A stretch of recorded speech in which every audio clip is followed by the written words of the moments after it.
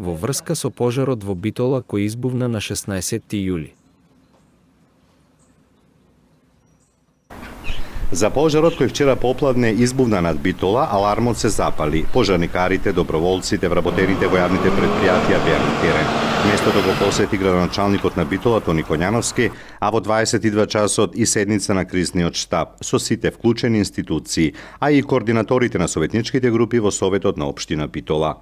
Договорија што и како ќе се прави во текот на ноќта и денеска наутро.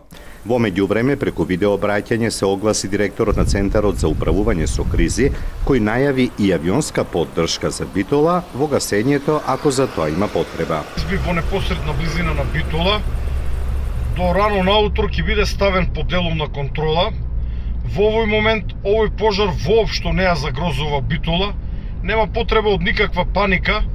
Вечерва заседаваше кризниот штаб кој што донесе неколку правилни одлуки во насока на полесно справување со оваа огнена стихија.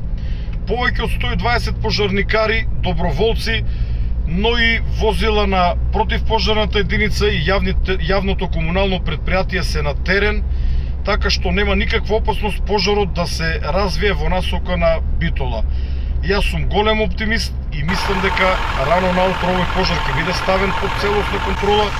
Доколку не успееме во текот на ноќта да ја воспоставиме таа контрола, утре рано наутро ќе упатиме неколку летала кои што ќе помогнат во гаснењето на овој пожар. Утрово Ангелов рече дека нема потреба од воздушна поддршка. Во најголем дел пожарот кој вчера избувна на ридот над Битола, дотрово беше ставен под контрола, а мал дел остана каде гореше на непристапен терен, а најсоодветна била воздушната поддршка. Подоцна Ангелов за Тера кажа дека веќе 4 ер-трактори летаат кон Битола за гасење на пожарот, кој вчера попладне избувна на ридот над обиколницата. 2 ер-трактори се од Дирекцијата за заштита и спасување, а 2 од Република Турција, како дел од помошта која испратија за справување со пожарите во Македонија.